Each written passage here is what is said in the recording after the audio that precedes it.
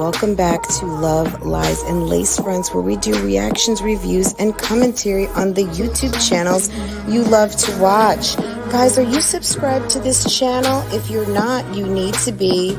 Hit your notification bell so you can be notified when I upload a video, when I go live, and drop another video for you.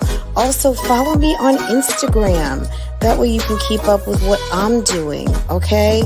If you enjoy channels like this and commentary, consider becoming a member. Otherwise, guys, Bougie Gang Gang, it's an open thing. Make sure that you are subscribed to this channel so you can participate in the chats. And I will see you next time I hit that live button. Okay? Take care. Bye.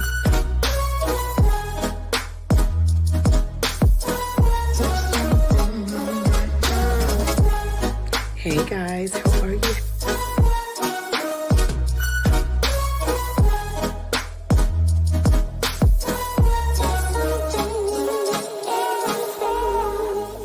You could be doing a post of being on my page, bitch, cause I ain't got nothing for you nothing ass bitches.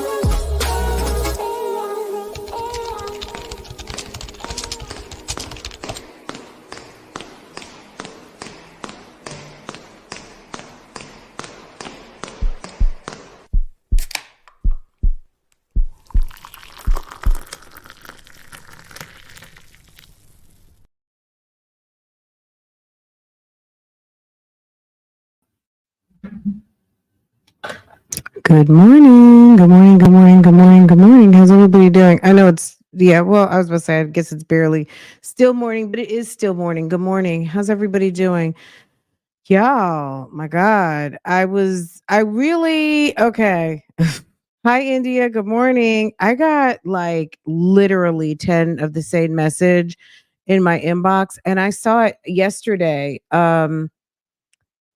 A couple of people commented yesterday. I remember, so I'm just going to jump right in. So Hazel, okay, just so you guys know, yes, I'm Hazel. So about 2-3 months ago, it's on her community post.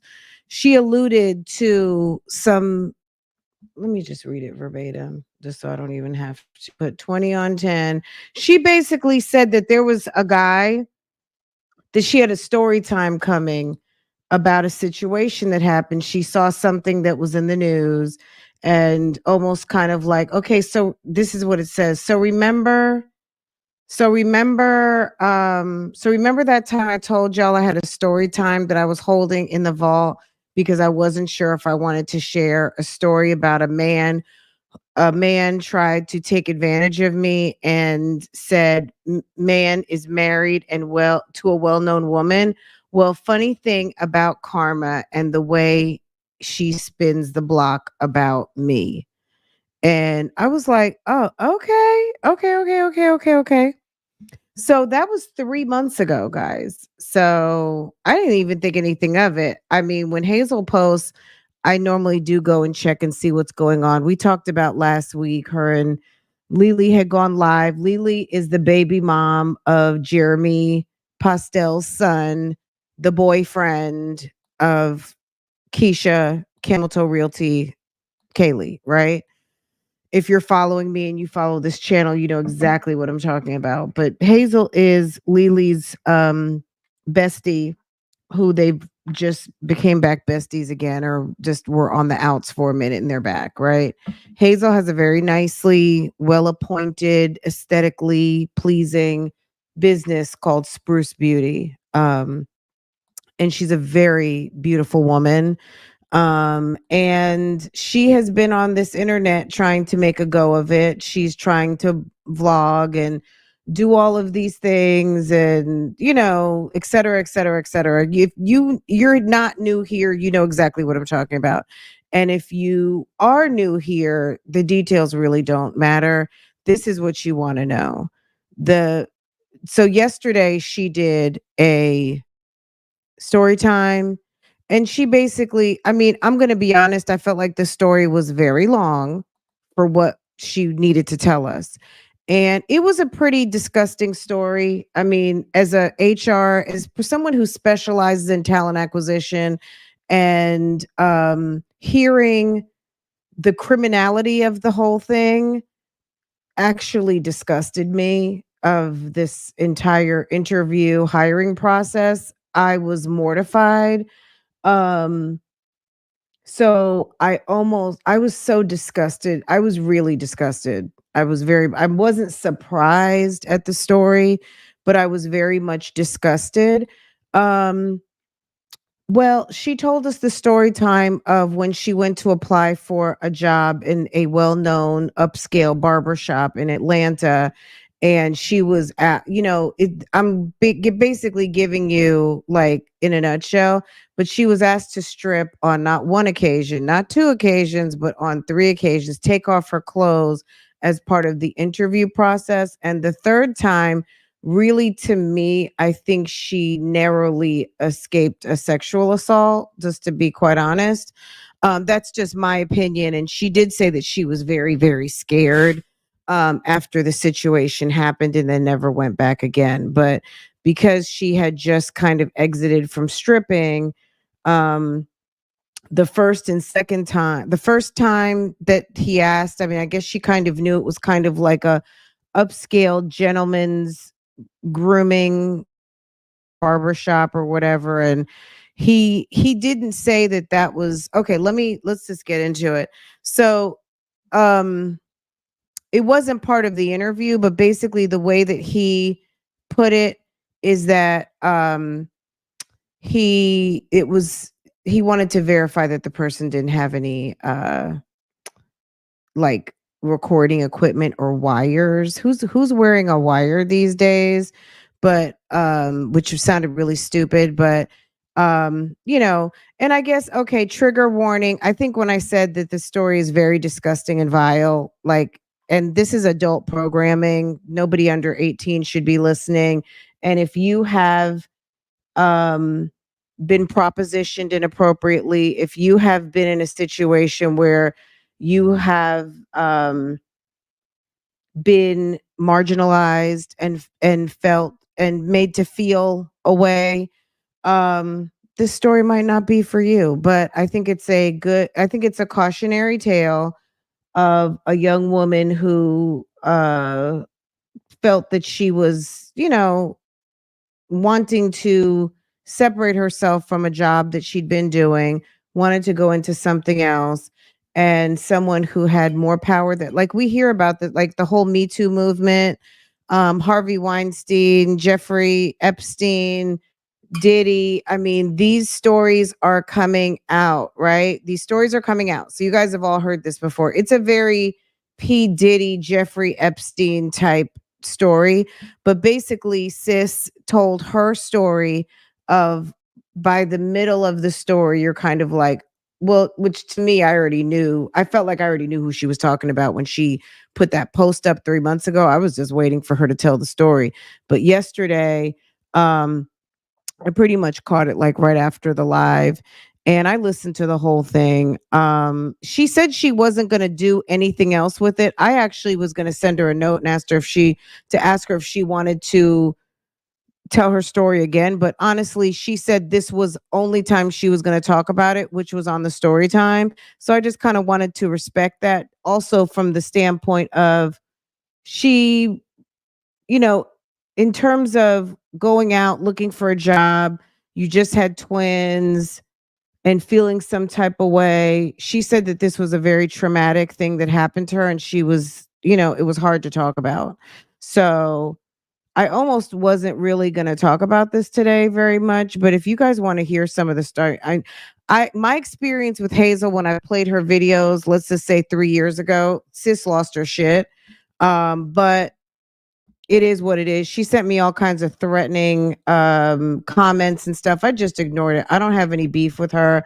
I don't know her from a hole in the wall. I know her from the Keisha Lily situation and all of that. So I wasn't really in, like in because I don't feel like this, what I mean? Like she says she was traumatized by this, and I found it quite horrific um of a story. But she had the unfortunate opportunity to go and apply for a job at Nesto'S Buckhead. She didn't name the name of the shop, but she did name. She was just like, I didn't know he was married to Shirley Strawberry. Or she said something about Steve Harvey or whomever towards the end. So basically, she never says Nesto's name, but towards the end, she says, I didn't know his wife worked for Steve Harvey. And she said something else. So I think she was deliberately trying to not say any names, but towards the end, she left enough, not even breadcrumbs. She just basically, this was a story time about someone who had the unfortunate experience of applying for a job at Nesto's Buckhead as an attractive woman, and was taken through a very arduous interview process, which included getting naked in a boardroom in front of a bunch of people. It was pretty nasty and vile. So we'll play as much as we can. I don't know what I'm saying. Like we can listen to a little bit if you guys want to. It's a story time. Towards the end, she names the name. She names, like I said, a couple of names in the party. Now let's just say, truth be told, if this is not something that she didn't want known or didn't want out, then I would imagine she would not have talked about it. It wouldn't still be live, and she wouldn't still have it up. Right. But, maybe this is part of the healing. At the end of the day, this is helpful. This is still helpful on some teaching purposes, because people do need to know that this is not, as someone who's worked in talent acquisition for 2 decades, this is not appropriate. I don't care if you're 1099ing it or what, unless you are going to work in the adult industry, which even then, but there's some different type of practices in that. But she was going to apply as like a barber job. She had been doing some hair. I'll let her tell you. But at the end let me also drop the link, because that way you can go listen to it uninterrupted. We're not going to listen to the whole hour and 20 minutes. But we'll get into it, and I'm going to drop the link if you want to go listen to it specifically uninterrupted, all of that. Be my guest. But she went to apply for a job to do hair at the barber shop, and this is the one that got demolished. So anyone who was wondering what happened to Nesto's Buckhead, let me see. The one that's in this picture down the middle, this right here where it says barbershop, Nesto's Buckhead, or let me find another picture. Let's see. Where's that picture? Here. What was on Peachtree? Apparently this building has been demolished. This building has been completely demolished, and there's a high rise. And I think any of you guys who are following any of the other content creators who are covering this story, about a week or two ago, infamous Sylvia went on a little fact-finding kind of field trip looking for this building, and they couldn't find it. Well, apparently, and they did say this, that there is a high rise in its place now. So this building was taken down, and a luxury high rise now, or mid rise, whatever you want to call it, has been so I guess a mid rise has been put in its place. So this Nesto's Buckhead is no longer physically there. And it's quite possible in 2022, when he was looking for retail space right down the street, maybe that was the reason why, because maybe he knew, or he was already told that that particular location, that the owners were planning on demolishing eventually, because typically someone's running a business, they're going to let the folks know that they're selling it. So when your lease is up, we're not going to be renewing because we're selling the property. Da, da, da, da, da. However it went down, but this is the place where I'm assuming that she went to, because she said that that place is no longer standing. The building has been demolished and da da da da da. But again, if you want to listen to the whole thing, I just dropped the link. And okay, let's see if you guys have any questions before we'll listen to some of it. He's gross. You know what I mean? Like, I don't, you know, like I said, 3 years ago, when Hazel was going live and stuff like that, talking about what was going on with Lily and Keisha and everything, I didn't have a great experience with her. She was quite annoyed that I was playing her videos, and I get it, doing a reaction, but that was it and that's all. But I'm sure who knows, I don't know this woman. I know her from the YouTube streets. I know her channel, and I know the story now that she told it. But like I said, maybe she did it for her subscribers. And I would imagine if she really wanted to attach herself to this story, she would have hashtag Nesto and everybody else. I mean, she did mention Steve Harvey at a certain point. Um, you know what I'm saying? Why she posted it. So we're going to leave it at that. So if you guys want to listen to a little bit, we can. But I'm going to be honest, I'm not going to dive all the way deep into it. I think this is something that y'all can listen to on your own, just because she was a victim of some really like lecherous type behavior. She wasn't assaulted, but she was just made to do some things that we've heard of, kind of like the casting couch type thing. To me also, it was very consistent with Nesto's behavior, especially with the 19-year-old victim, where he stated that she needed to learn the ropes, and he had a certain method of making people famous, which included some, you know, uh, behavior or some encounters, if you will. And it was, it's disgusting. And like I said, I think he took advantage because ma'am, she said that, she had just really stopped dancing and she really wanted to get out of it. And, she really needed a job bad. And she was very much ashamed and all kinds of stuff. So I really kind of felt bad for her story. But the victory has happened. She's got her own business. She's doing quite well. So I mean, fast forward and spoiler alert, anyone who doesn't know who this woman is, she's a business owner. She's doing well for herself.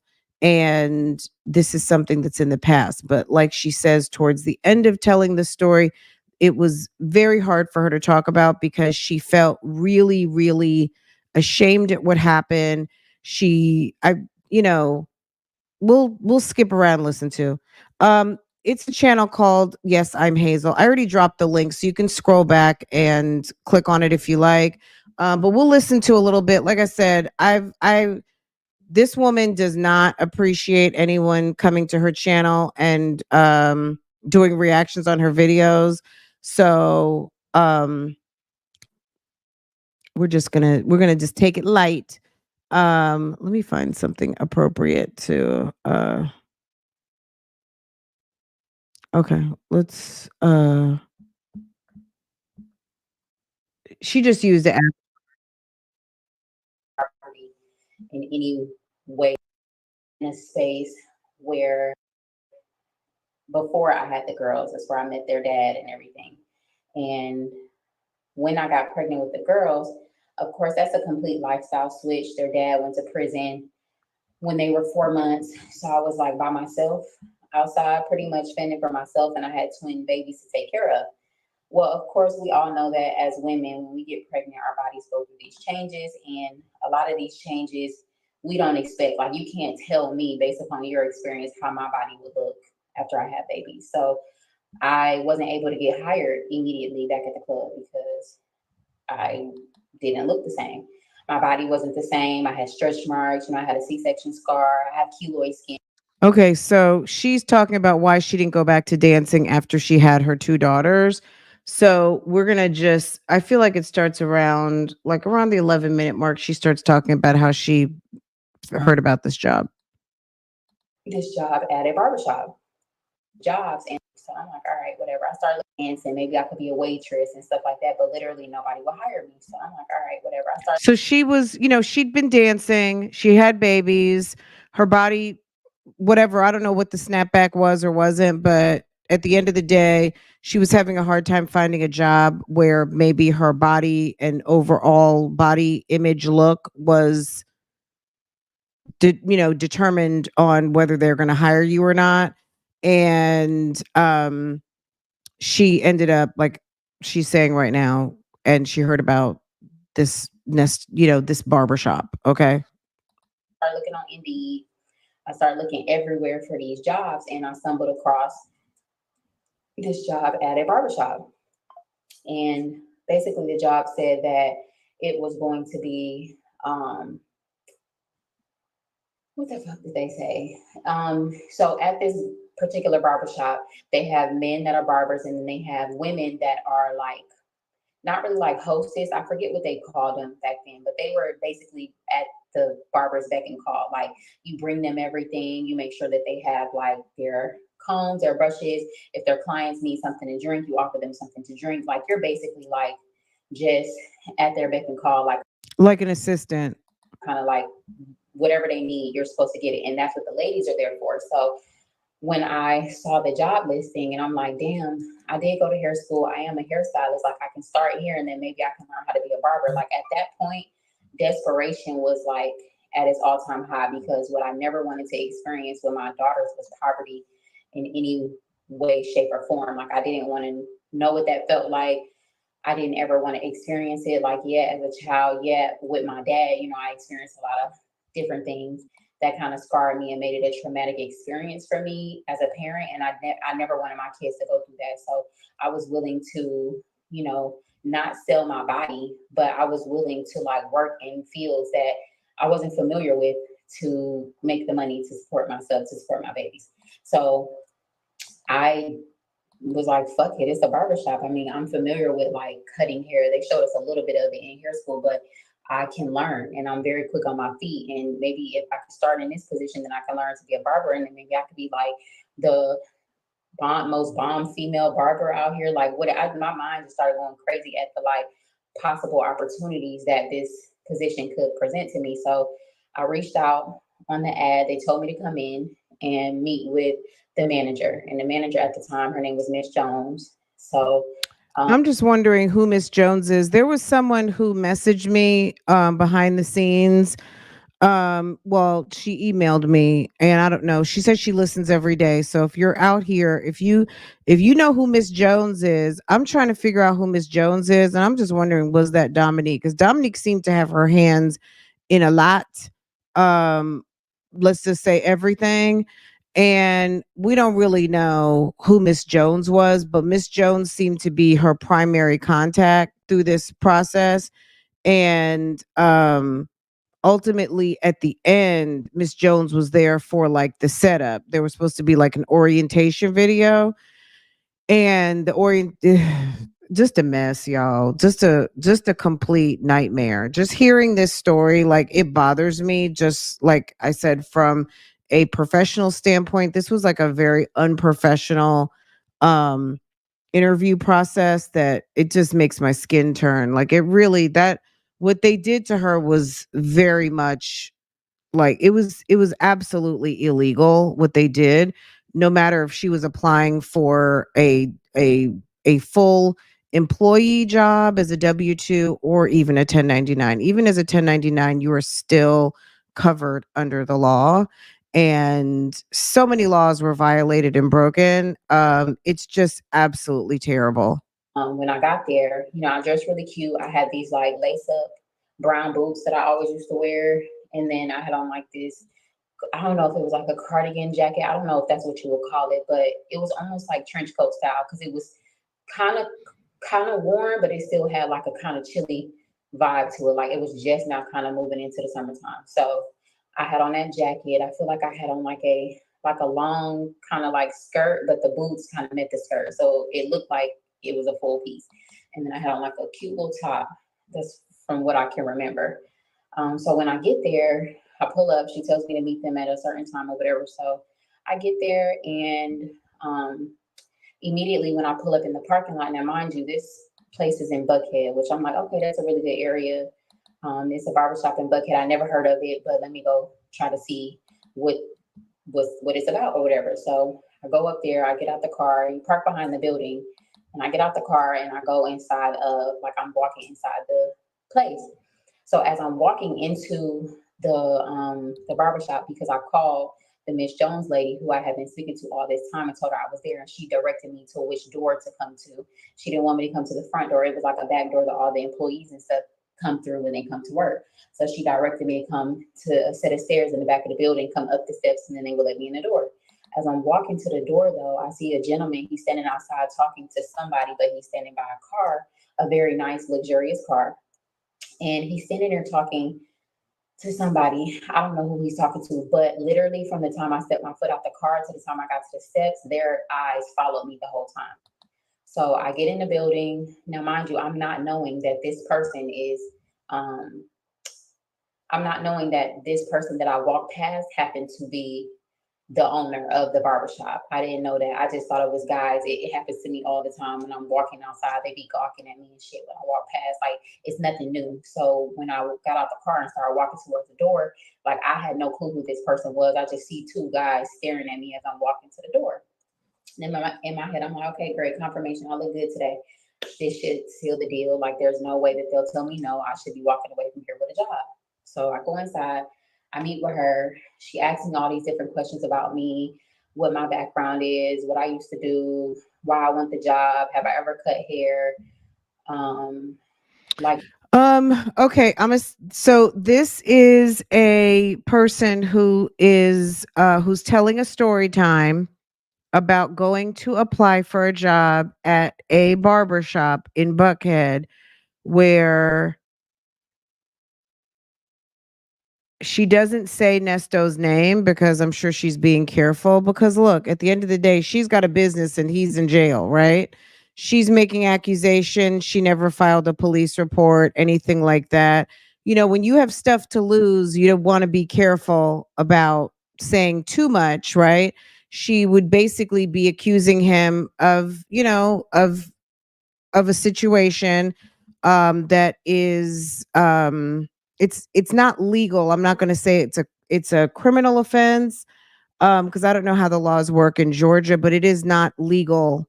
It was definitely not a legal hiring practice, and it did sound like the makings of an essay had she not been able to finesse her way out of it at the end.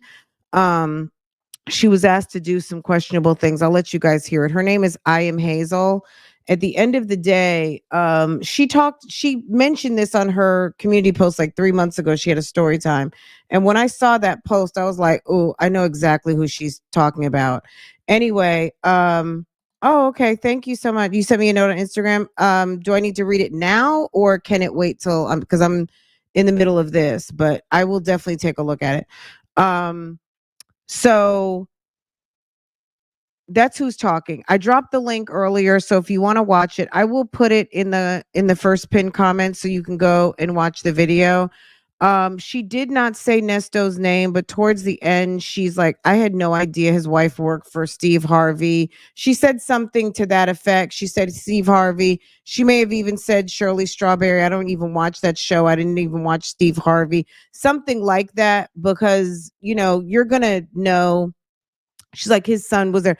All of the things that she says, like, she's talking about Nesto's. She said that the building has been torn down. We know that this original shop is gone, all of those things. But I don't blame her for not putting a name to it specifically, because at the end of the day, if you have assets and someone doesn't, and then his little pit bull is running around wanting to attach themselves to people.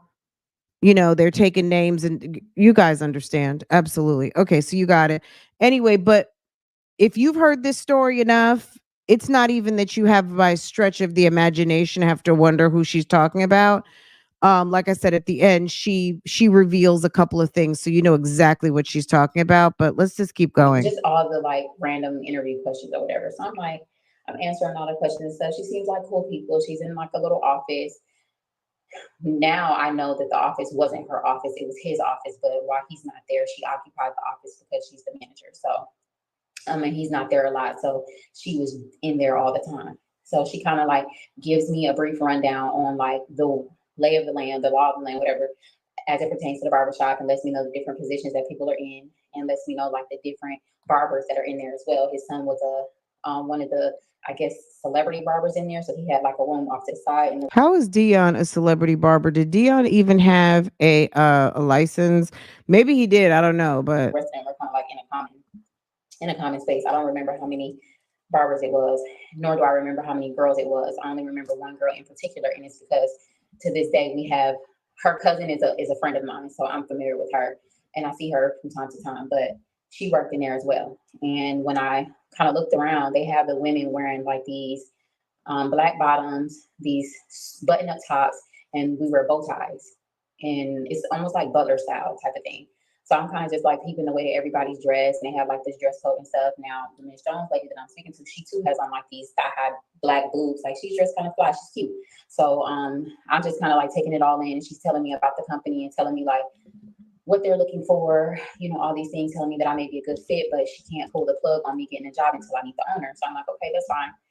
I'll wait to meet the owner. Like, when is that going to happen? Because at this point in my head, I'm like, I'm desperate for a fucking job. Like, I'm ready to work.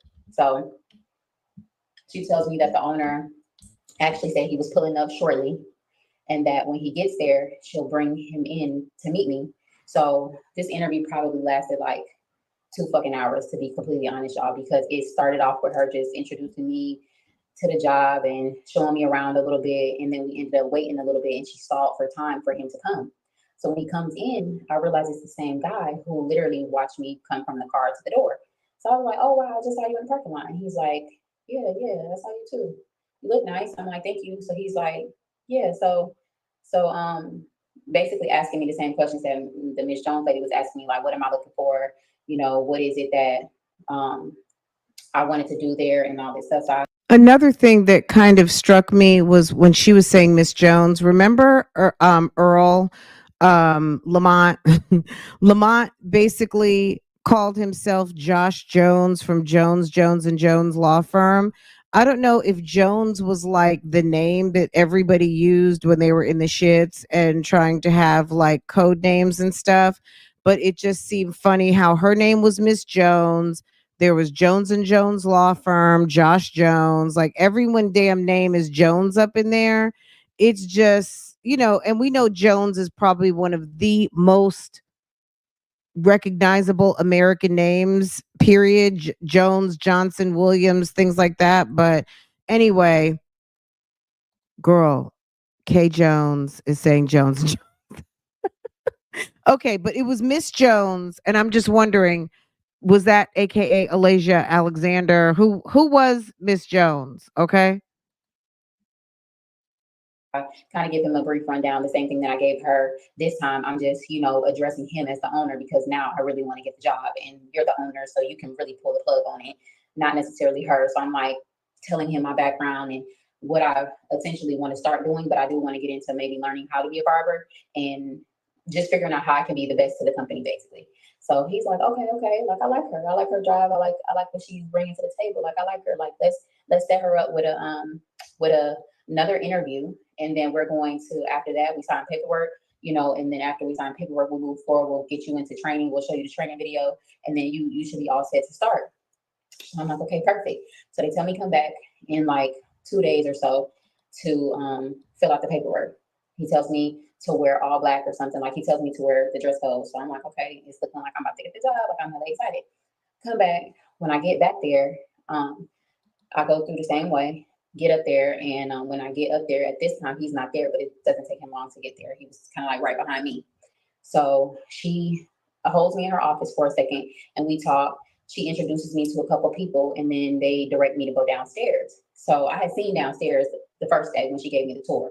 But so I was familiar with where we were going. They showed me it was like a little meeting area down there. It had a big old table, like a conference table where all these chairs were around it. So when we go downstairs, it's me, it's the Miss Jones lady, it's somebody else. The memory is like kind of shot now because it was so long ago. But I remember it being his son. It was maybe like two more people. We all go downstairs and they all sit at the table around. They all sit around the table and I go to sit, but he's like, no, stand up and go stand over there. And he directs me to go stand in this like open area off to the side of the table. So I'm like, okay. And as I'm standing there, mind you, I had saw all the paperwork. He had brought all the paperwork down. So I'm seeing all the paperwork and seeing what I got to sign and stuff. But before he lets me sign the papers, he turns around and was like, no, no, no, don't sit down. Go over there and stand up. So I'm like, okay. So I follow his orders. I stand up. And then he's like, all right, strip. So I'm like, huh?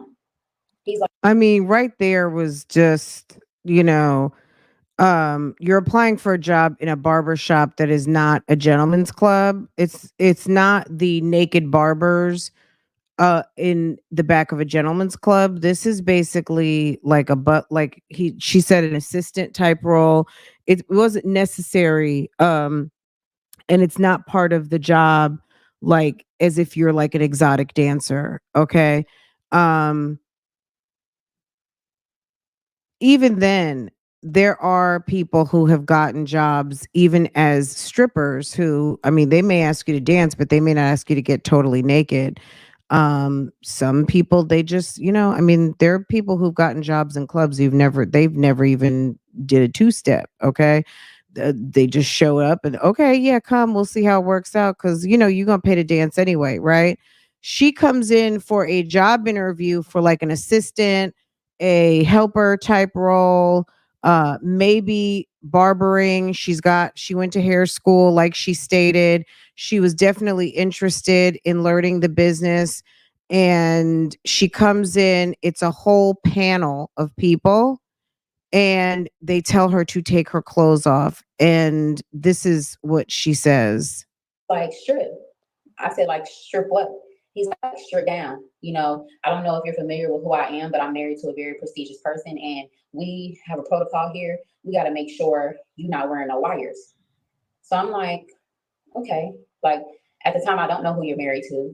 I don't know what the fuck you're talking about. But all I know is how much I wanted the job and that I'm not like crazy unfamiliar with like taking my clothes off in front of people. Like it just was the background that I came from. So I contribute all of that to like my mind frame at the time. Like I'm not oblivious to like taking my clothes off and shit in front of people. So that part wasn't really as bothersome to me in that moment because like I'm fresh off of being a dancer and I'm like, all right, you say you want to see if I'm wearing a wire. All right, cool.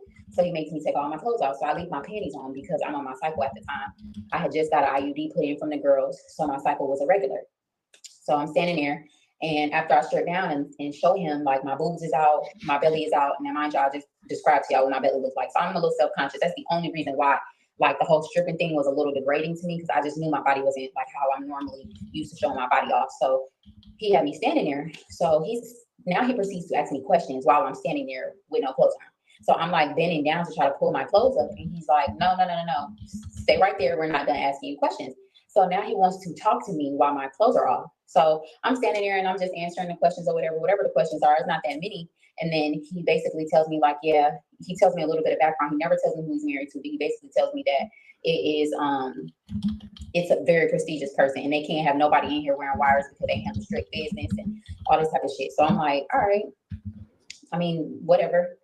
So cool. Fast forward. I put my clothes back on. Mind you, all of them sat there with a stone cold face. Nobody said nothing. He told me that it's the way that it works. He told me that every single woman that was in that facility went through the same thing. Every single person, to be quite honest, men and women. There was no discriminating. Everybody had to go through the same protocol when they first come in. It has to be a trustworthy environment. And everybody gets checked the same way. So I'm like, all right. So I would love to hear from the men who had to drop trow and show or take off all their clothes. Like, that's just weird to me. That's weird to me. And what are you doing in this shop that you have to? First of all, I just think it was some nasty fetish stuff. I'm going to just be honest. There is no, like, unless he is really doing something in that shop that is egregious and criminal, which it seemed to be a kind of sexy barbershop. And I'm not going to, you know what I mean? Above and beyond that, I don't know what else was going on, right? If there was alleged prostitution, if there was, you know, I don't know, whatever it was that they were doing that he has to feel like he look at it's dumb. I'm gonna tell you why it's dumb. Okay, who's wearing a wire? So you think a police informant is now coming with wires wrapped around their body? People have telephones.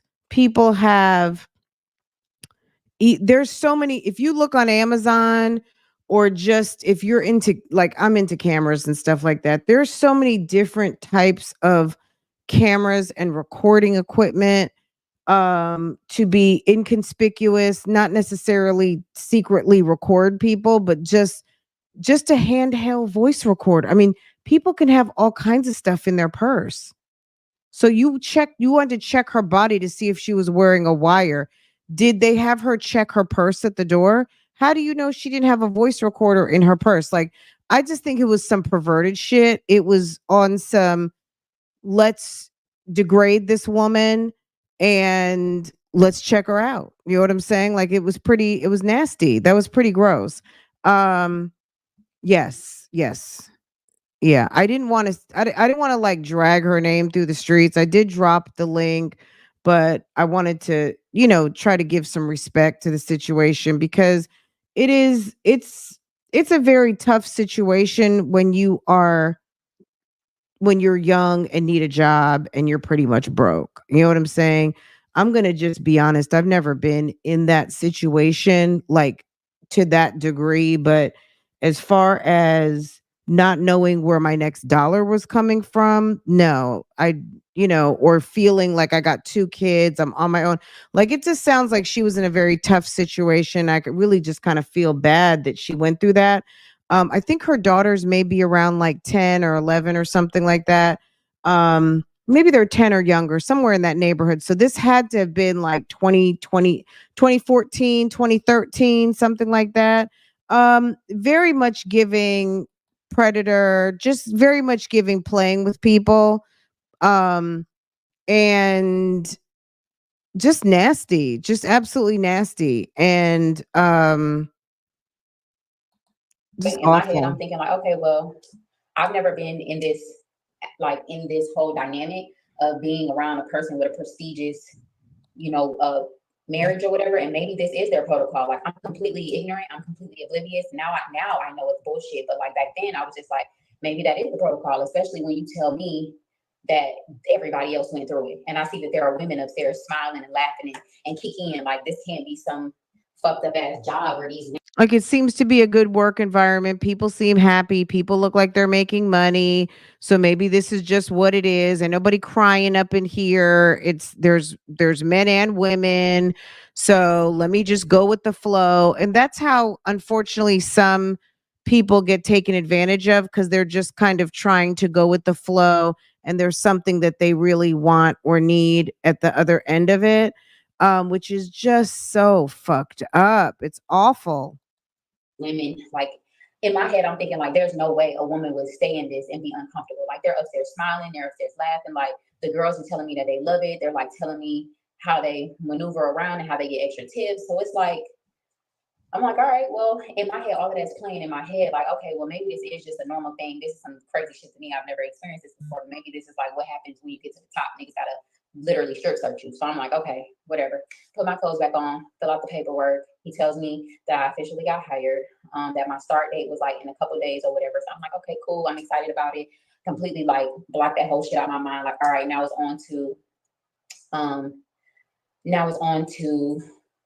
making the money. Like, now I can support my girls. Now we can like start getting back to normal. Like, I got a job. So it was like a breath of fresh. Yeah, I mean, I totally believe her story. I totally believe her story. I mean, she probably was in her early 20s. I don't know how old she is now, but I know she's a little older than Lily. So 10 years ago, she was maybe her young 20s. I don't know. But yeah, look, 2 kids, can't strip anymore, just had a baby, 2 babies, your man's in jail, you need a job.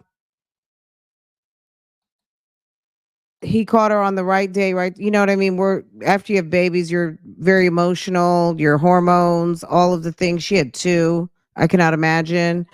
Um, sis was probably going through it. And she's trying to have everything, get some things lined up so she can make some decent money. And this creep, she comes into what is described as this barbershop and you know, has to deal with some foolishness. Air to me because again, I was not trying to experience that with my babies. They're innocent. They ain't asked to be here. I made some fucked up decisions. So like now you gotta just do what you gotta do to get some money in your pocket so that you can take care of these kids. So that's really was my mind frame of just like trying to like keep myself afloat. So once I got the job, I was like, perfect, I got the job. Okay, cool. So we fill out the paperwork. Paperwork is just like some regular hiring paperwork. After we fill it out, we all go back upstairs. They give me another tour. This time it's more people in the barbershop. So they kind of actually introduce me to people. They let me, excuse me, they let me know where I would be able to put my stuff. I let him know that I still do hair. I asked him if I could take a couple clients because I still have some dancer clients that would come see me at my house. But since I would be at the barbershop, I was like, is there any way where I could service my clients? He shows me like this room to the opposite side of the barbershop that kind of like got a little station set up and I could like do hair right there. It's not like set up for me to be a stylist, but it's enough. It got an outlet, it got a mirror, so I could just pull a chair over there and do hair. So I'm like, cool, like at least now I can double. I can make money at the barbershop as the whatever the fuck they were called, and then I can make money doing hair. Like I could pull some people in here. Now I have a location I can send them because right now I didn't have no place to bring them. Like I was working out of my house. So I come to work and I probably come to work like 2 or 3 more days before Miss Jones hits me again and was like, hey, we got to set you up with the training video.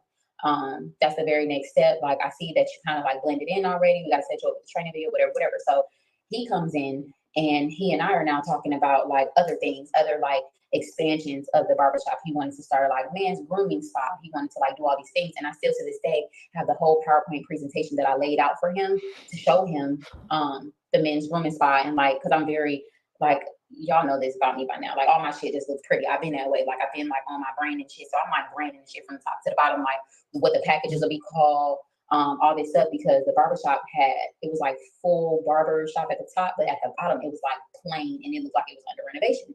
So it was going through some stuff and he told me he wanted to turn that into like the grooming spot. So he wanted my input on certain things for the grooming spot. So once he put that in my head, I'm like thinking of a whole nother avenue I can make money. So I'm like, yeah, then I could, if you're comfortable with it, I can manage it. But right now I'll work on just like putting it all together. I came up with the packages. I came up with the names of everything. I came up with the descriptions. I came up with everything and I put it all in a PowerPoint presentation. I was working on it for like a few fucking days, staying up to the wee hours of the night, just putting together this like mini PowerPoint presentation and kind of like doing something that I'm not even familiar with because I don't know shit about a barbershop. But I was like Googling stuff. I was looking at pictures that he had and I was trying to like put it all together. So she tells me we got to do the training video. That same day, she tells me, he comes and we're all having like this conversation in the office and I'm telling him like all the different ideas that I have about everything. He's also telling me that he got like a fleet of cars. They got this other barbershop that they about to open in LA or like some West Coast shit. They about to do the car service where like they're gonna have all these like luxurious fleets of cars that they're gonna be moving back and forth. And he's gonna give me a car, after we get to a certain point in the business. Eventually, hopefully, I can work my way up to being like Miss Jones. And Miss Jones drives the company car. It's a nice ass Benz and all this stuff. So it sounds good. So I'm like, all right, like I'm getting all excited. Like, yes, this is like, the first part was a little awkward, but this seems like a pretty legitimate, business. This is crazy. Okay, I like it. So the next day comes and I come to work. And when I get to work, I'm dressed how I'm supposed to be dressed. He's not there. Miss Jones is there. She kind of like walks me through what I need to be doing and then lets me know that today is the day we're going to go watch the training video. So I'm like, okay, I'm thinking the training video is just like on some random TV in the office. They just got to, once everything dies down and they don't need my help anymore, we're going to go over to another room and then pop the video into the TV. I'm not unfamiliar with training videos. When I work at Victoria's Secret, when I work at these other places, they make you sit in the back, pop some shit in the VCR, and you sit there and you actually watch it. It's so annoying, but I just figured it's clearly some protocol and shit that they're not able to physically explain to me. They just want me to see it. So I'm like, all right, cool. So she tells me that we're gonna go, but we're gonna wait until business kind of like slows down, then we'll go watch it. So I'm like, okay, cool. So once business slows down, he comes back to the thing. I'm like, oh damn, I wasn't expecting him today. She's like, yeah, he's gonna come with us. So I'm like, okay, cool. So after everything is kind of like settled down at the shop, she's like, all right, come on, we about to go. So me, her, and him start walking towards the car. So I'm like, where are we going? She's like, we gotta watch the training video. So I'm like, well, where do we watch it at? He's like, you're just asking so many questions. You're so intuitive, or some shit like that. He said to me, like basically, like stop asking all the fucking questions. Kind of, sort of, is what it was giving. So I'm like, okay. He like, shit, you trying to work or not? I'm like, yeah. So he like, all right, just come on, just trust us. Like, come on, let's watch this shit. Let's get it over with because we got work to do. We got money to make, blah, blah, blah. So I'm like, all right, whatever. I go with them. We leave out of the building. We get in a car. We start driving to an apartment complex. So when we get to the apartment complex, apparently this is where the Miss Jones lady lives. And she's like, yeah, we're just gonna watch it at my house real quick because we don't. Basically, some excuse that they gave me about why we're watching it at her house opposed to watching the shit at the office. So I'm like, all right, we get to her house.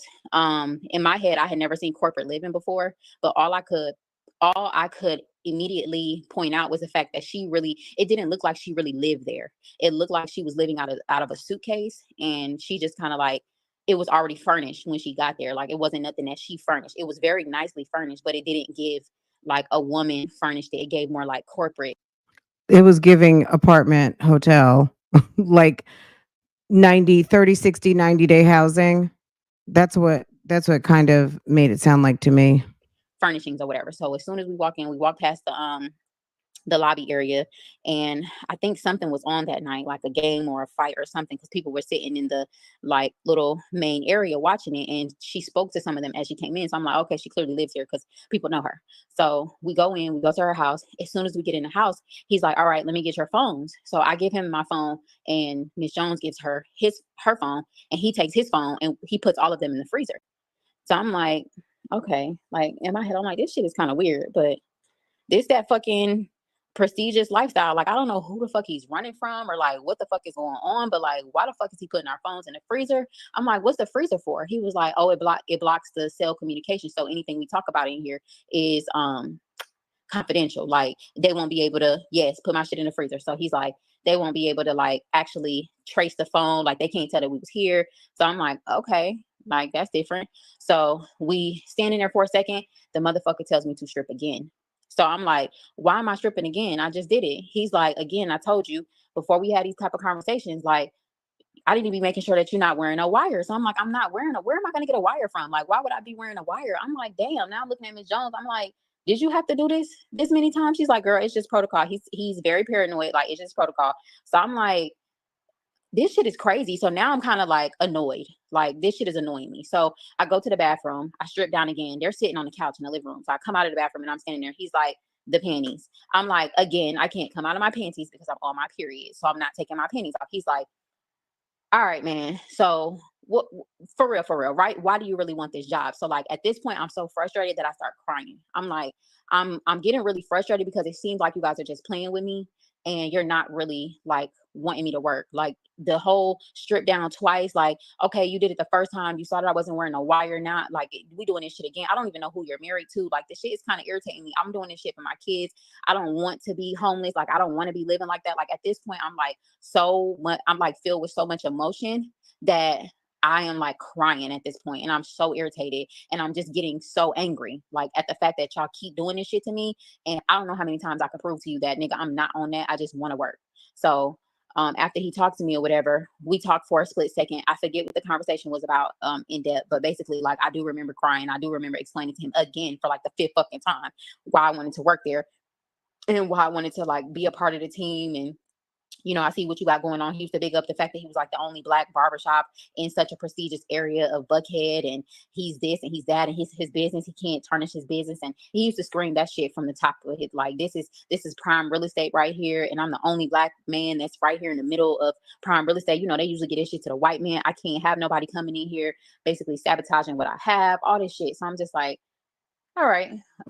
Like, I understand where you're coming from, but that's not my MO. I really just want to work. I really just want to take care of my kids. Like, I'm really trying to get past this point so that I can get on to like making my money, because this is like kind of annoying. Like, I could be in there working right now. Right here, you told me I'm watching a training video. Like, I don't even see the training video. He's like, Miss Jones makes up some excuse, like either the TV's not working or the shit not pulling up, some bullshit. So I'm like, all right. All right, so like what's next? So we talked for a split second again, mind you, the whole fucking time I don't have my clothes on. So after that, I'm like, all right, can I put my clothes back on? He was like, yeah, go ahead. So I guess they could tell like the temperature of it. They wasn't like, I don't know what the fuck they planned on doing to me, but it just wasn't given like do that shit to me. I don't know if it was me crying. I don't know if like they expected me to be a little bit more witty. I really don't know what they expected from me, but it just didn't go, I guess, how they thought it was going to go, or like as easy as it was, because both of them, I could kind of see them both looking at each other, and then they both was just like, yeah, put on your clothes. All right, come on, let's go. I think maybe it would have went differently if I removed my panties, or if I wasn't on my cycle and I told him that, because he's like, your panties, and I'm like, I just told you I'm on my cycle. Like, this is like, what the fuck? I'm still on my cycle. So he's like, okay, like you could tell he's like, you fucking lying, but he can't tell for sure. So I'm just like, okay, well, cool. Like, maybe because of my period, y'all didn't go the next step with me, but whatever it was, they let me put my clothes back on. They took my phone out the freezer. That bitch is ice fucking cold, and we leave out. He leaves me and Miss Jones in the little common area where people was watching TV for a second, and then we leave and we come back to the office. So when we get back to the office, now this time, you know, I'm like getting a little, like, now I'm feeling a little weary about it. Now I'm feeling a little weirded out about it. I don't want to tell my mom. I don't want to tell nobody, because you know, somebody asking you to take your clothes off twice now, like, and you just keep doing that shit. Like, what the fuck is wrong with you? Like, in my head, I feel like that's where my mom was gonna go. Like, at what point was you gonna like wake up and be like, hey, this shit ain't right, like that? Why the fuck he keep doing that to you? But in my head, I felt like nobody was gonna understand the hunger that I had to get a job, to like work, and the fact that like the job was like so close to me, and he was just asking me to take my clothes off. In my head at that time, it was like, I mean, he's just asking me to strip. This is nothing new. I've been doing it for like X amount of years in my life. Like, this is not new to me. It's just annoying because it's like you keep doing it for the sake of this fucking wire, and I don't have on no wire. I don't know who you're married to. So at this point, when I get home, I start like Googling his name, then I see who he's married to. So I'm like, all right, now I'm doing extensive research. Now I'm like really like figuring out everything about him, figuring out who he's married, like all of this shit, and it's just not adding up to me, because I'm like, bitch, I would have thought you was married to somebody the fuck else, but I don't even know this woman. Never heard of her. Don't know what the fuck she does. I have no clue what her accolades are, and why the fuck anyone would care if you're in a vicinity with her. Like, who is she? Like, this motherfucker don't even like she walk around with security. Like, who is she? In the name of who? Steve Harvey? Like, what are we talking about here? Like, who the fuck is this lady? And the fact that he's doing it. So that's what, like, after I started doing my research, I started getting annoyed with the shit. Like, all right, this shit is starting to actually piss me off, because you acting like you really married to somebody for real. And like, if it's the person you fucking married to, I don't even know this fucking lady, nor do I know her accolades to give a fuck about anything y'all got going on, or to sabotage it. Like, it was, I'm like, who the like, so that irritated me. So moving forward, I started moving a little bit more cautiously around it, because I'm like, all right, this motherfucker playing with me. I guess he didn't think that I was gonna look his name up. I guess he didn't think that I was gonna like try to see who he's connected to. But it's only a certain amount of times you're gonna fucking make me strip, and I'm not gonna have to figure out exactly who I'm dealing with, because who are you? Like, so now I'm starting to do the extensive research. I can't find nothing on the Miss Jones lady. Like, I'm just trying to Google stuff. I found his son. I found him. I found like he has a daughter. You know, I found some information to like, I found that he had a record, you know, and then he told me that he just got out. Okay, so let me stop right there real quick. So we've heard a lot. So by all accounts, the only reason why I'm saying alleged victim of Nesto is because, number one, she hadn't mentioned Nesto. So that's number one. I don't want to blame or point the finger at someone she did not mention. However, my opinion, and based on what she's going to say later, it's, you know, she's talking about Ernest Williams, right? Some of these details are definitely coincide with this man that we know as Ernesto Williams on the YouTube streets and the streets of Atlanta, and who is currently being accused by the county of Fulton for egregious, disgusting behavior. And also, to me, unfortunate, and this is just the worst thing, there's so, it's really a blemish on small business owners, because a lot of times you may have had business classes, you might have the best ideas, but there are some people out here who just have no idea of the law, and it really hurts my soul, and I mean that deeply, when people are marginalized when you're out at a very vulnerable time looking for a job. I think one of the most humbling experiences that almost everybody engages in is looking for a job, looking for your first job, looking for help with a business, whatever it is, but looking for a job, whether it was your first job, your last job, your current job, anything. And it really bothers me because this is what I do. This is what I do. And I feel like, oh, it's just the worst thing. You know what I mean? Like, I really almost didn't even want to talk about this today because I was so disgusted by his behavior, and just from a small business, this is one of the reasons why people don't even want to go work for small businesses. Anyone out there who is a small business who has hard time hiring people, it's because of weirdos back in the office who do weird, crazy things and don't observe the law and hiring and legal hiring practices to bring people on, interview people, ask you crazy questions like, do you have daycare? Do you have kids? Um, do you know people like to hire people that are single, no kids, things like that? Okay. You know what I mean? Like, those are not even things to even have in your mind that are legal. Okay. It's awful. This whole thing bothers me so much. And I feel really bad for Hazel that she went through this. But like I said, spoiler alert, the good news is this woman is safe. She's fine. She's a business owner. She has a beautiful business. Her kids are not grown, but she's got big kids. They're like maybe 10 years old. They seem like about 10-ish. Maybe they're 8, 9, 10-ish. I'm not sure. But she's got beautiful twins, and she's got a nice business, aesthetically very beautiful business in the Atlanta area. And I'll share the link to her video, which I already have 3 times. But go and, be kind, because she's part of the mommy community in a way. She came into the mommy community as a friend of, so if we're thinking Real Housewives, she's like a friend of one of the moms out here on the YouTube streets. She's the best friend and godmother to August, and best friend to Lily, who is one of the baby moms of Jeremy Postel. Okay. And who's Jeremy? He's the baby father to Keisha. So if you watch my channel, Keisha is one of the moms that I do reactions on. So Hazel is, she's part of this mommy community. And she alluded to this story about 3 months ago, and now finally did the story time that a lot of us have been waiting to hear. And sure enough, she is pretty much lock, stock, and barrel. If you've heard this story, you already, like, a lot of this stuff sounds very familiar. Right. Yeah. I think it was more of just the scare, because by the time she got into that apartment, it scared me. Okay, let's keep listening a little bit more, but at a certain, like, maybe in the next 10 minutes, we're going to go ahead and cut out. We have a guest today on Real Talk Bougie. We're going to talk a little psychology and get into in depth on some of the matter. I was going to rerun a throwback. Well, not rerun a throwback. I was going to play a throwback, which is also really interesting to hear. But I'll have that run maybe around 4 o'clock. Okay. And well, the reason why I'm saying alleged victim, just to repeat it one more time, she did not name Ernest Williams.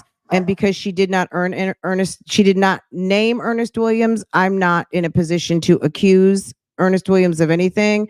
But based on what she said, she certainly was a victim of the people of this particular small business who interviewed her for a role that did not inquire anything about being naked or stripping down to, to no clothes or and being violated in such a manner. Absolutely. But in terms of a victim of Nesto, she didn't name him, so I can't really name him. But based on what she said and what she says towards the end, the allegations are pointing at Ernest Williams. Amount of time ago. So all of these things are playing in my head, and like so many different emotions are running through my head because I'm like, would this nigga sacrifice everything to knock me down if I was to say something to somebody about the shit that really goes on in here? Like, would he be willing to like do that shit? Would she be willing to do it? Like, I'm one of the people that be watching the crime show, so my mind just started going crazy. So that was a big reason why I just was like, fuck it, I'm gonna just sweep it under the rug. I act like this shit is not happening. Like, this is ridiculous.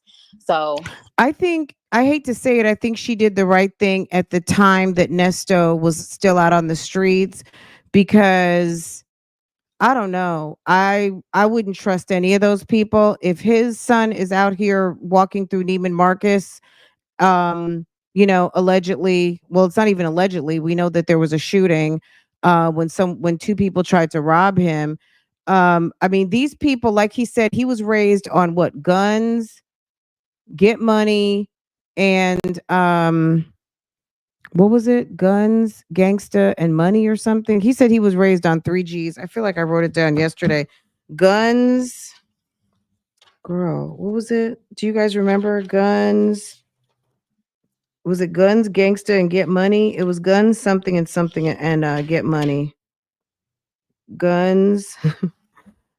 Look, nothing to play with. And thank you to Shah for gifting 5 memberships. I appreciate that so much. We're going to see who got the memberships.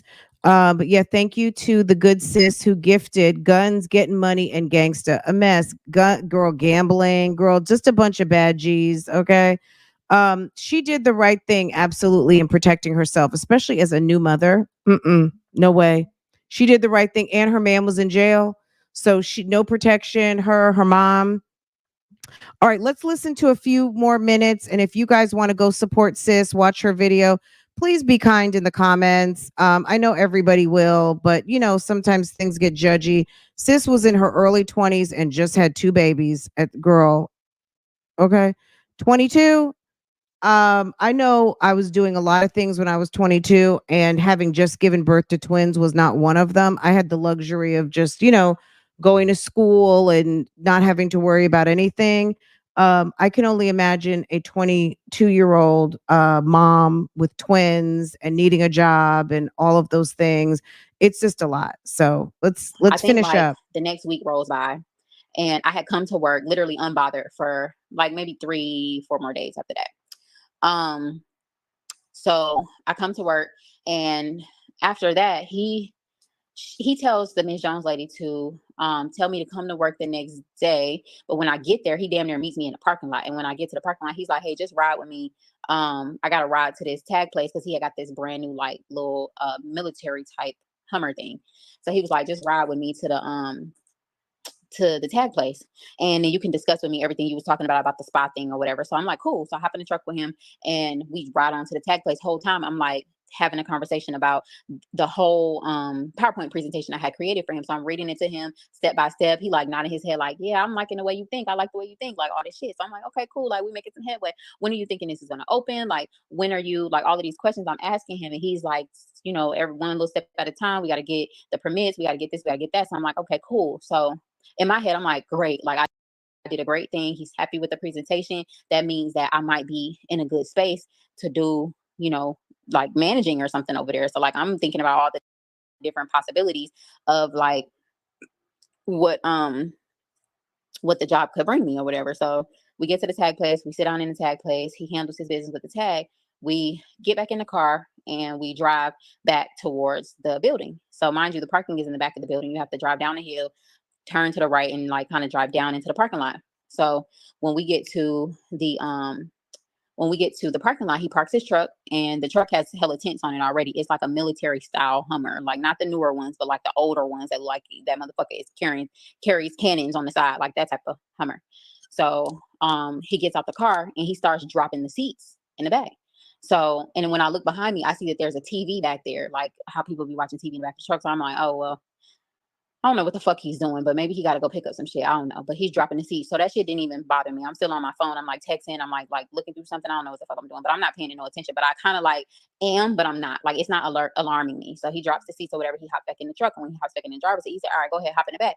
So I hop in the back, and I'm about to like bust the TV down. Like, okay, so maybe this is where he wants me to watch a training video. We in the back of the parking lot. Like it's Y'all, no training video in the back of the Hummer. Like, but I don't know, y'all. No.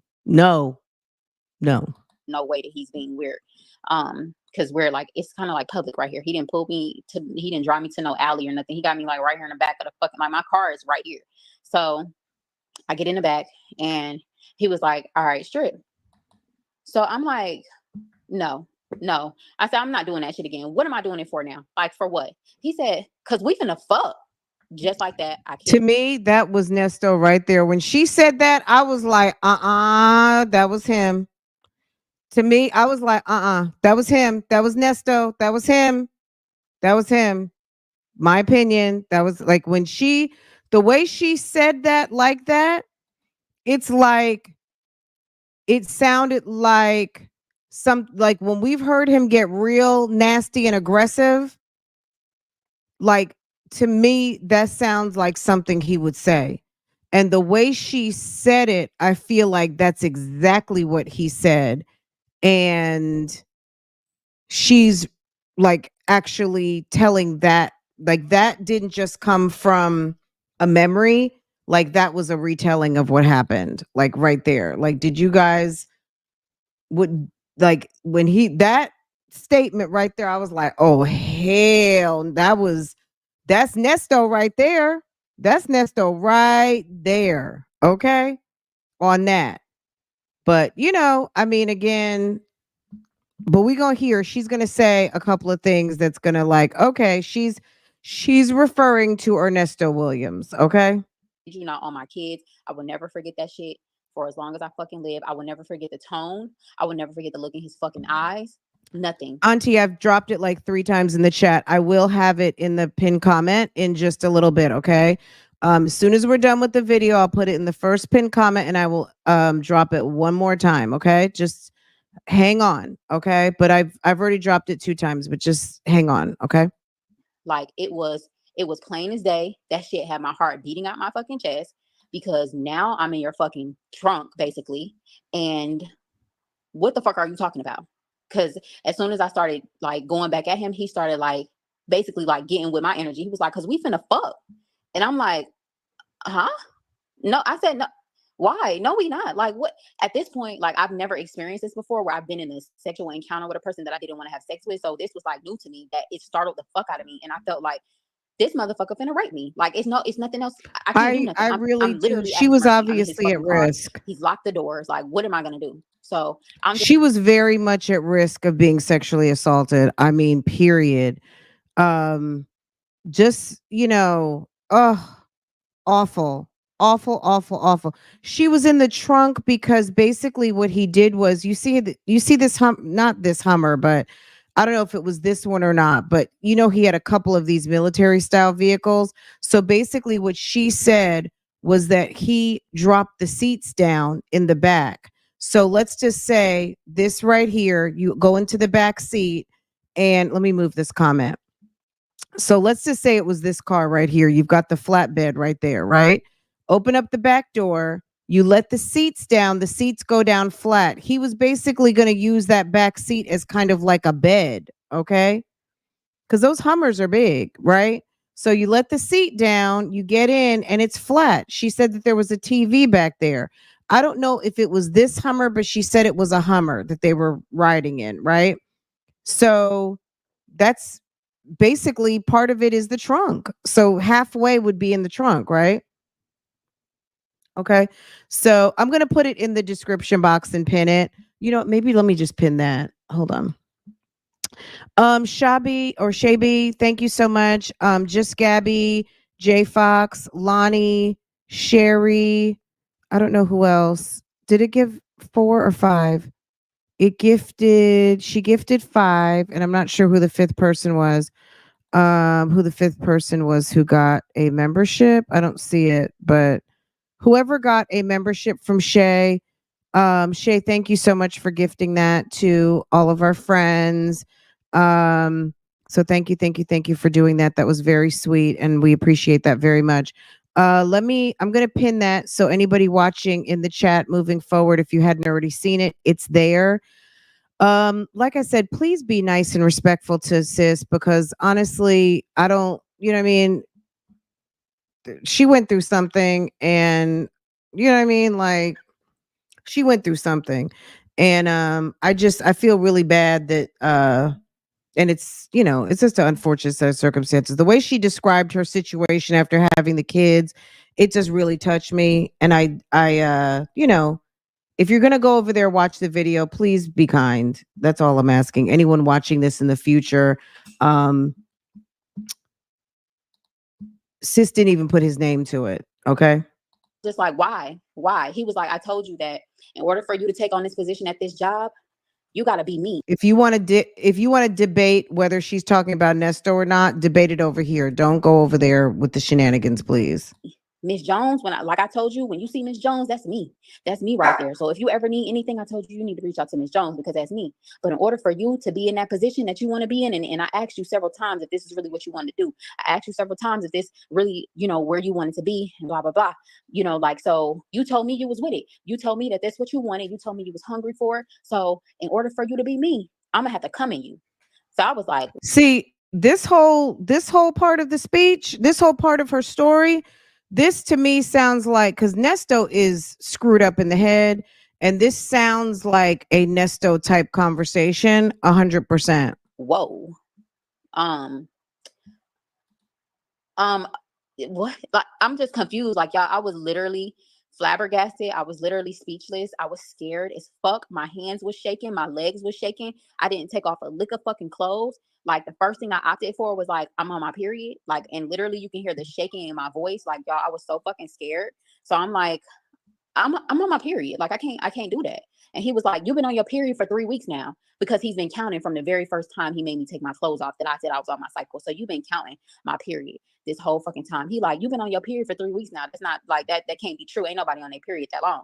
So I'm like, okay, well, I am, because I just had an IUD. I just had twins, and my body is irregular. So I'm still bleeding. And he was like, hold on, let me get my charger.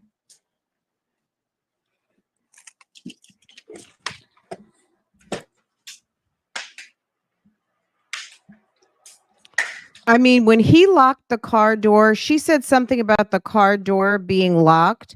When he locked the car door, to me, I'm not law enforcement, but you know, false imprisonment, it's giving a whole crime. Um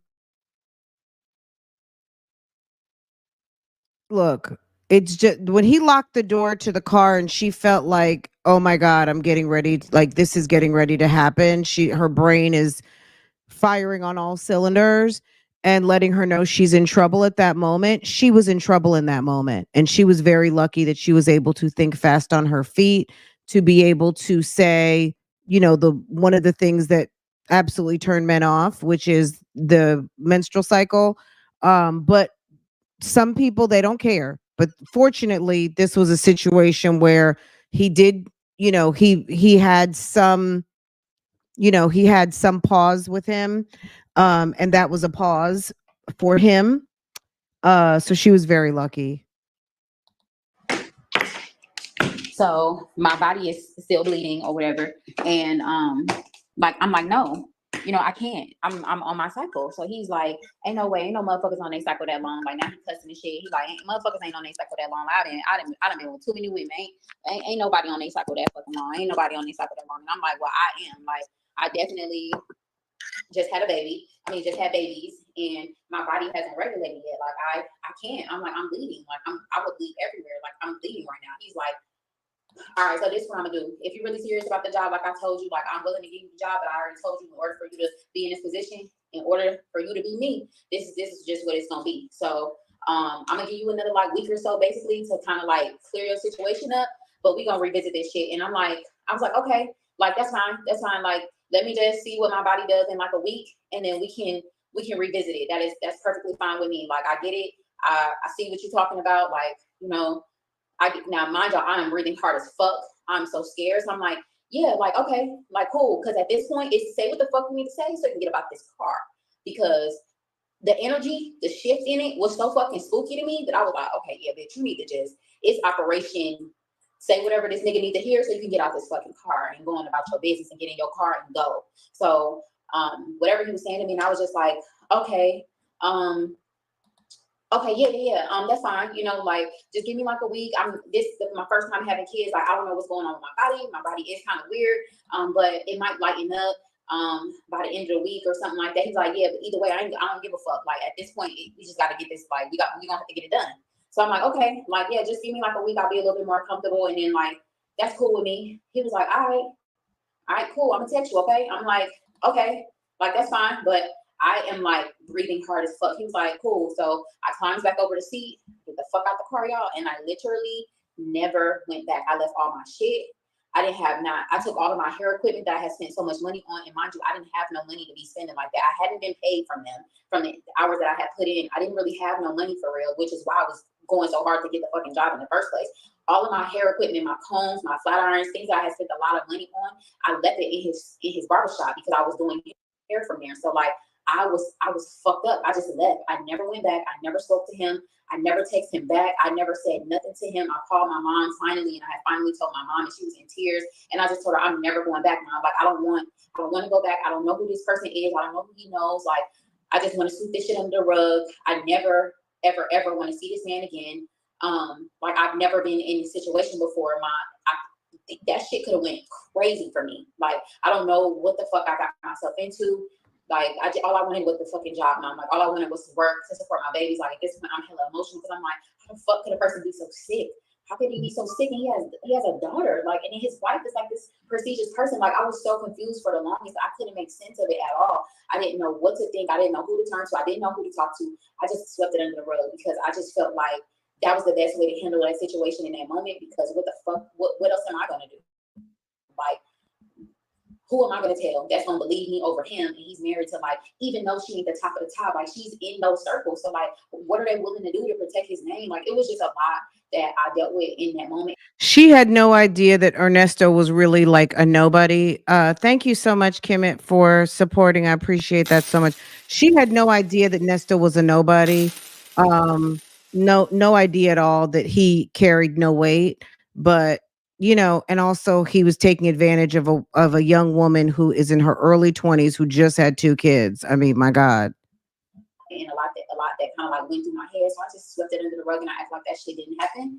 And I moved forward. And I'm like, you know what? You know, it was a traumatic experience for me from the start to the finish. It was one of those things where like I was taken advantage of as being naive and stupid and just kind of like wanting to like make money and money. And it became like the root of the evil shit that was going on and happening to me. So that was kind of like, that was it for me. I was living at this place in the city. It's called the Altitude now, but it was called the Office Inn. My friend happened to live on the same floor as me, and she happened to be cousins with the young lady that worked at the place too. And after that happened to me, I reached out to her because her and like her gay best friend, they worked there together. And I reached out to both of them because I was confused. And I'm like, did he ever do this to y'all? Like, was this ever done to anybody else, or was this just a me thing? Because he said that he's done this to everybody. Like, so nobody had questions for me, but I asked the girl who worked there, I'm like, can you get my stuff, please? Like, can you just don't make no noise about it? Don't say nothing.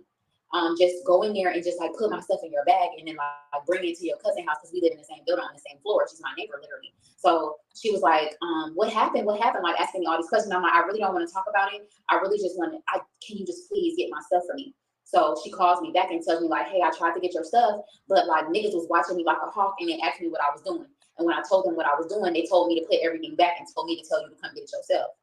So I was like, fuck it. I don't need none of it. It's fine. Like, I don't want none of it. It's okay. I told her, I was like, it's okay. Thank you for trying though. I don't want none of it. I don't want none of them. It's all right. I'll get new stuff.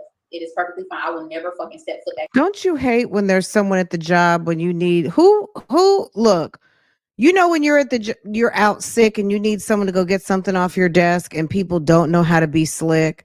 Don't ask anybody at your job who can't be slick. Like, you don't go get the stuff like just like, oh, if I don't say anything, nobody's going to be watching. You know, people are watching all the time. You either have to come in early or leave late. Wait till people go to lunch and be like, I don't know. I don't know. Oh, really? I didn't even see that. Like, come on now. There's always people at the job who are like the least to ask to do something. And when you work in an office, that's why I'm so glad I will never work in an office again. You cannot ask you just can't ask anybody to do anything. Some people are just not good at being slick. So when whoever she asked to get her stuff, that wasn't even the person to ask because them people were watching. They're watching every move up in that place. I could not imagine working in that place. I could not. And any of those girls in there, unfortunately, Nesto had a certain type of charisma that some of these ladies liked. Some people didn't mind screwing him. And maybe he finessed them differently. Maybe he saw he had to get to sis with some trickery. And maybe some of the other women were willing participants. I mean, how many people have we seen that Nesto has had some willing participants who were kind of into him a little bit? And then we have some that maybe he had to try to finesse. So he was clearly trying to finesse this person versus maybe he didn't have to finesse so hard the others. I don't know. Let's just listen a little bit more because she actually mentions something where it's going to be like, oh, okay, certified. This is who she was talking about. Trying to get me to come in there is weird to me. Shortly after that, the Miss Jones lady called me and she asked me what happened and why I wasn't coming back. And I explained to her how fucking weird they all are and how weird I felt that shit was and that I'm not gonna come back. So, you know, I wanted my stuff back, but if y'all harboring my stuff, talking about I gotta come get it, then fuck it, I don't want it back. I don't need it. I'll get more. Then his son called me trying to be understanding and figure out what happened, you know, and just hear me out. And I explained somewhat. His son probably called to do a temperature check to see if she was going to go on down there to the police department with some false imprisonment. Because when Sir locked the door and made her feel like she could not get out, that could have been a charge right there. But you can tell in her voice, like she's reliving it, like the passion is still in there. So it's a good thing that she let this story out because now she can truly put it behind her. But it's really fucked up. It's just a horrible story. Situation to him, and I told him I ain't never coming back in that bitch. That motherfucker is weird. Like I've never felt that way in my life. That has never happened to me before, and that shit is just perverted and it's nasty. And I'll never come back there. And then I hung up on him. I don't know how the conversation ended, but I ended up hanging up on him. He called me several more times. I blocked him. I blocked her. They were calling because they knew homie had. And you know, Dion has said it many times that Nesto gets on bully mode, and Nesto doesn't know how to. He said. One time he said you were on bully mode. We just heard that recently, but we've also heard him to where he's also mentioned like that you'll bother people. You'll bother people. So, yeah, I don't know if it was kidnapping because the vehicle didn't move, but he did when he locked the car, when she realized, when he basically propositioned her and locked the car. I don't know if that's considered kidnapping or not, but definitely false imprisonment, maybe kidnapping. I'm not really sure, but he fucked up at that moment. And I don't know what the statute of limitations are with that, but at the end of the day, she certainly was a victim and she never mentioned Ernest Williams' name, but she's getting ready to say something that made me, that's the reason why I'm showing this particular, because my opinion based on her video is that she's talking, that's what she's talking about. And I blocked that shit from my life. And I'm like, you know what? I will rebuild. I will get all my shit back. I will buy more stuff. Like, God will make a way for me. He'll provide as like somehow for my family, and I know it. So like, just just find another job, sis, because that wasn't it. So that was like my experience with the fucking weirdo. So everything that's going on now, and like even when I would drive by the city, it would be times when I would feel so like enraged when I ride by and see that your building is still standing, and see that why the fuck are you being blessed still? And it's the type of person you are. Like, how the fuck is your building? How is it still standing? So I just used to pray, like, God, like, I don't pray on nobody's downfall, but I pray that these evil, demonic motherfuckers, I pray that something like you rain down in some way. Shortly after that, the whole shit got bulldozed, like a whole place where the barbershop was. They bulldozed the whole thing. They put a whole multi-unit, big ass luxury condominium on top of it, where it used to be. So that building is no longer. So the whole procedures, I had a place in this whatever, like all that shit was gone. They bulldozed the whole fuck out of it. And they built a whole new facility from the ground up, a brand new and we know, hey Pam. Yeah, and we know that Nesto's was torn down. There's a whole luxury high rise there now. And then she's going to say something else, right? So let's keep going. Condominium thing. They're so nice too. But I rode past there, me and Justin, actually, more recently, I think it was about 2 years ago or something. We rode past there and we saw him outside. And the name of the building, it was still on the top. Like it was at the new place, but it was underneath it now in the like little things that they have underneath. So it was like he got uprooted, he got swept from the land and then came back. So when I see it and I'm riding in the car with him, and I like literally lean my motherfucking seat back so far because where the stoplight made us stop, it was right in front of the store, and he was standing out there on his phone. So I had leaned the seat back. He's like, what you doing all that for? And at that point, I had told him what happened to me. I had never shared that story, but he was just like, that nigga's sick. Like, I can't believe that. And I'm like, yeah. So like, anytime I saw him, like, it just made my heart beat real fast. And I just like leaned my seat back because I felt like in his head, it's like unfinished business. Like, and I'm like, you know what? I don't want no cars to come in traffic one time. And it was literally stop and go traffic. And our cars kept damn near meeting up with each other. And I kind of like was like, hell no, I'm not. I don't even want him to look in the car and see me. I don't want him to ever see me again. I want to be a figment of his imagination. And like literally it never happened. Like I don't want to ever encounter this man ever again. So what I thought when me and Justin were about was that he was moving in. And I'm like, how can this person still be like thriving? Like how? And what in reality was he was moving out. Like all of that shit was happening with his case. All of that shit was starting to happen with whatever's going on right now. Everything started to like shift, I guess, in his world. So that place is no longer there. It's something else now. But I'm like, this is so crazy that now all of the bullshit that was happening over the years is coming to light. I believe everything every single victim says, because I too was a victim at one point. Like I believe every single thing. Like I'm not gonna victim shame in this moment because how dare me? Because that is how he is. That is him. And every sick thing a person is saying, I wholeheartedly believe it. Even though that shit didn't go to the extreme with me, but I believe every single thing that is being said. And I used to sit and listen to the Steve Harvey show in the morning, and I would hear this lady read these letters, and I'm like, okay, so that's your confirmation. She went a full 40 minutes. She never mentioned Nesto's name. And now she didn't name his name, but I don't blame her if she's not pursuing anything legally. I don't know what she plans to do moving forward, but okay. Like, I should write a fucking letter because there's no way that You should write a letter. Like you don't know. Like you're giving us advice, and the person that you sleep next to every night, this is how this person does. Like there's no way you're out here giving relationship advice, and this is what's going on. Like I just, for the life of me, couldn't wrap my mind around her being oblivious to it. Like there's no way. There's no way you're oblivious to that shit. I don't know what the fuck.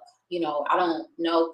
Queen of Hearts, I read some sodomy, some all type. It's other shit. Like I don't even know. I haven't even dove into it because again, it's like a weird sick rabbit hole.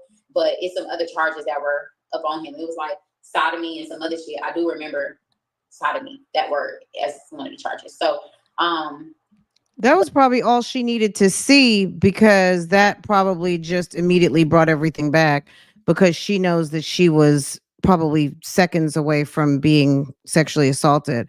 But I spoke over that part real quick, but Even though that shit didn't go to the extreme with me, but I believe every single thing that is being said. And I used to sit and listen to the Steve Harvey show in the morning, and I would hear this lady read these letters, and I'm like, I should write a fucking letter, because there's no way that you're sleeping next to a person like this and you don't know. Like, you're giving us advice, and the person that you sleep next to every night, this is how this person does. Like, there's no way you're out here giving relationship advice, and this is what's going on. Like, I just, for the life of me, couldn't wrap my mind around her being oblivious to it. Like, there's no way. There's no way you're oblivious to that shit. I don't know what the fuck. I don't know. Queen of Hearts, I read some sodomy, some all type of other shit. okay, guys, I dropped the link to this. Look, like I said, yes, I'm Hazel. She's part of the mommy community. She puts up videos. She has a skincare salon in Atlanta. Like I said, very aesthetically beautiful. And her business is also on her page. Now, she went live yesterday. She did this story time, y'all. Please keep that in mind, because, I don't want to send any negativity her way after what she's been through. And like I said, only reason why I'm saying allege is because she didn't name names. She named some names, but she didn't call out his name. So I can't point the finger at him. And just like for whatever reason, she didn't call out his name, I can't attach it to him either. But my opinion is that she was talking about this man who's on the screen, Ernest Williams, because it just sounds like some ish he's been into, and it sounded like some things he would say. So and that's my opinion. I can't I don't know what else to say, but I really did believe her story. It was very credible. Unfortunately, stories like this do exist. People are just, there's some really gross people out there who don't who take the opportunity of hiring someone as an opportunity to date, violate, or just do whatever they want. And we've heard absolute horror stories from Craigslist and things. This just reminds me of like the Craigslist killer. I'm sorry, like obviously he didn't do all that, but it's for a young woman, any of you who have daughters, just imagine your 22-year-old going to look for a job, and this is what she is dragged through. And not does it happen once, but it happens twice, that she's asked to disrobe to prove her loyalty to some company for a job just to make some ends meet, and then gets to the point where she is almost sexually assaulted in a vehicle. I mean, it's just awful. It's absolutely awful. So keep that in mind, guys. I dropped the link so you can go support, watch the video. I don't know how long this video will be up, but she put this up as a story time. So clearly she wants the world to know about it. But at the end of the day, if you want to have some conversations about it, just do it down in the comments here, because um, I don't know that if this video, if a lot of people come through to watch this video, I don't want her getting a lot of, because how how this could turn quickly. And sis was just sharing her story, right? She didn't put Nesto's name to it. I did. So if someone has a problem with that, just drop it down in these comments, okay? Well, I follow her channel. So maybe you just came in. This is a mommy who's part of the mommy community. Her best friend is baby mom to one of the mommies that I cover on a very regular basis. So this mom has been adjacent to the mommy community for a long time. She put this story out. She alluded to a story time. She's in Atlanta. And she worked in the clubs and things like that. She said she had a story time for us about 3 months ago, and this was it. And she dropped it yesterday, and she talked about it. And that's basically what it is. So, anyway, I'm going to let you guys go. I will be back in a few minutes. We have another sis from our community who wants to be a call-in guest today. We are going to talk a little bit of the psychology of it all. and she has some information and she wants to share some conversation with us regarding this same topic. So if you're up for some more, join me in about 10 minutes over on Real Talk Bougie. This will roll you right on in over there. But like I said, you guys can get the conversation going down below, and I dropped the link to Sis's video if you want to go and show some support. And I definitely think that she's credible. She's super credible. Just based on what we've experienced from her in the mommy community. She's not someone who's going to sit up here and lie about what's happened in the past. So I will definitely say that. So, but she's a mommy out here, and she has a channel and et cetera. Anyway, guys, let me let y'all go, because I'm going to get another live started in about 10 minutes. So just hang on, and anyone in the replay, go ahead and hit the like button for me. And we might touch on this again in the next hour over on Real Talk Bougie. Okay, guys, thank you so much for coming through. I appreciate y'all guys supporting, and I will see you guys in a little bit. Okay. Walk it like I talk it. Walk it like I talk it. Walk it like I talk it. Walk it like I talk it. Walk it like I talk it. Walk it like I talk it. Walk it like I talk it. Walk it like I talk it.